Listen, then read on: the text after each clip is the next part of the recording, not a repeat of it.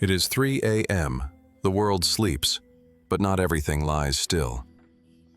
Across centuries, across cultures, people have reported the same strange disturbances. Footsteps where none should be, voices whispering names in empty rooms, lights flickering and devices turning on by themselves. In the monasteries of Europe, monks awoke abruptly, hearts pounding, convinced that something unseen walked among them. Witches in the forests prepared rituals in trembling silence. Ordinary people found themselves paralyzed in bed, unable to move, unable to scream, while something watched. Every culture feared this hour, long before anyone called it the devil's hour. So why do so many people wake up at exactly 3 a.m.? And who, or what, wakes with them? Between 3 and 4 in the morning, something shifts in the world, something unseen yet palpable. The human body reaches its lowest point, temperature dropping, heart slowing, blood pressure sinking, senses dulled, leaving us more fragile than at any other hour. It is in this weakness that the veil between the living and the unseen thins, just enough for what waits beyond to brush against reality.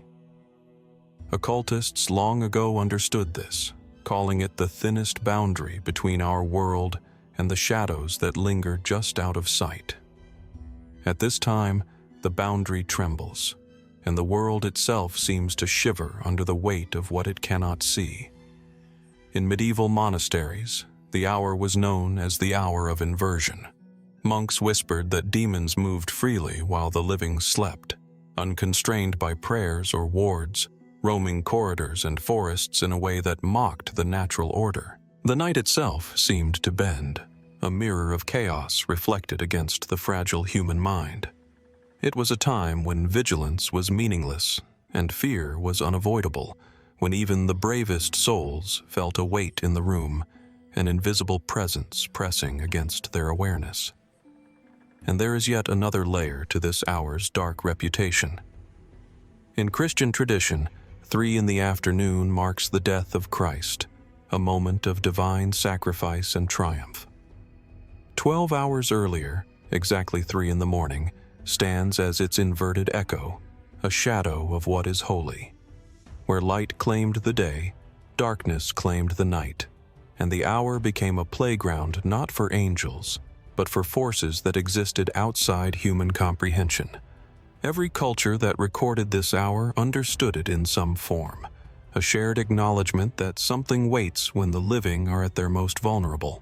It is the hour when the world is neither fully awake nor fully dreaming, when thoughts turn to dread and imagination stretches into reality. It is a moment that has fascinated and terrified for centuries, a time when the impossible feels close enough to touch, and the things that walk in shadow might very well be watching. For centuries, those who studied the hidden and forbidden understood that the hour between 3 and 4 in the morning was unlike any other. Medieval grimoires are filled with cryptic warnings about this time, often referred to simply as the witching hour. These texts do not describe it as a time to call forth spirits or command demons, but as a moment when the unseen world was most active, most watchful. Monks recording the third night watch spoke of disturbances in the cloisters, shadows stretching unnaturally along the walls, whispers in languages no living tongue could form, and a chill that seeped into the bones of anyone daring enough to remain awake. The great manuals of demonology, including the Malleus Maleficarum and the Ars Goetia, contained explicit cautions. Do not perform rituals at this hour, they warned. Do not call what already walks, the texts intoned, for at 3 o'clock in the morning, the veil was thin and the hunters moved freely. Sorcerers who ignored these warnings did so at their peril. This hour was not for summoning, but for being summoned. It was a time when the very act of waking could draw attention from forces that had no regard for mortal intent, a moment when humans became the prey rather than the master. Across centuries and cultures, the pattern is the same. The third hour of the night was not chosen by chance. It was a time marked by the careful observation of the occult, a clock measured not in minutes, but in the subtle rhythms of fear and the movements of things that do not belong in the waking world. If you ever find yourself awake at this hour, it is not merely coincidence. You are being watched, noted, cataloged, and perhaps tested by shadows older than any prayer. This is the demonologist's clock, and for those who heed its rhythm, it dictates the difference between surviving the night and becoming part of its whispers. Around the world, countless people wake in the early hours of the morning, unable to move, unable to speak, and unable to understand why the air around them suddenly feels alive. This phenomenon, what science calls sleep paralysis, almost always peaks between 3 and 4 in the morning. And while doctors explain it as the brain waking before the body does, the experiences described by victims paint a far darker picture, because no matter the culture, no matter the century, the visitors look the same. In North America, people describe the shadow man, a tall, faceless figure standing silently at the edge of the bed. In Europe, they speak of the old woman, a withered figure who climbs onto a sleeping chest, crushing the breath from her victim. In the Middle East and South Asia, the same presence is known as a jinn, sitting on the rib cage, whispering unintelligible words into the ear. In parts of Africa, it is the night demon, a weight that feels both physical and intelligent. And in Asia, many speak of the dark watcher, a silhouette lingering in the corner of the room, waiting. The descriptions match not just loosely but eerily. Same behaviors, same posture, same suffocating pressure, same breath against the skin. Cultures separated by oceans and millennia somehow tell the same story, as if humanity has been reporting the same visitor wearing different names. Either billions of people across history are experiencing the same psychological glitch, repeating identical hallucinations with uncanny precision, or the same presence has been visiting sleeping humans for longer than memory can record. Victims often describe the sensation of someone leaning close enough to breathe into their ear. They feel a crushing weight on the chest, as though invisible hands are pinning them down. Many swear they see a figure standing just beyond the foot of the bed, still patient and watching, not attacking, not speaking, just watching. And perhaps that is the most chilling part.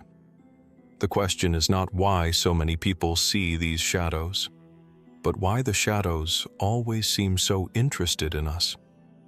Across continents, languages, and centuries, humanity developed its own myths and religions. Yet somehow, without ever meeting, entire civilizations reached the same unsettling conclusion. The hours before dawn are not ours. In medieval Europe, this period was called the Hour of the Wolf, the time when, according to folklore, most people died in their sleep, most children were born, and most hauntings occurred. It was the hour farmers refused to walk through forests, the hour midwives whispered prayers over newborns, and the hour warriors said nightmares bled into the waking world. To them, the wolf was not a literal animal. It was a symbol of the things that hunted quietly in the dark. In Japan, the belief took a different shape but carried the same fear. They spoke of Hayaki Yagyo, the night parade of 100 demons. It was said that in the deepest part of the night, when lanterns flickered without wind, spirits and monstrous beings marched through the streets. Anyone who crossed their path was lost, transformed, or dragged away.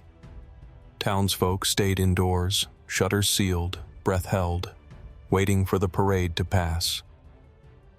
West African traditions placed their danger at the crossroads, the spiritual intersection where the physical and spirit worlds blur.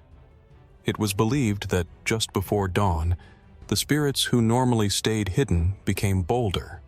The wise never traveled alone, and the foolish never lingered near the crossing lines of dirt paths. Deals made there, especially at this hour, were rarely forgotten and never free. Across the deserts of Arabia, another pattern emerged. Many believed that the jinn roamed freely before the first call to prayer, long before the sun rose. Travelers swore the wind changed tone in those early hours, carrying whispers that did not belong to the living. Families locked their doors, aware that whatever moved outside preferred silence and darkness.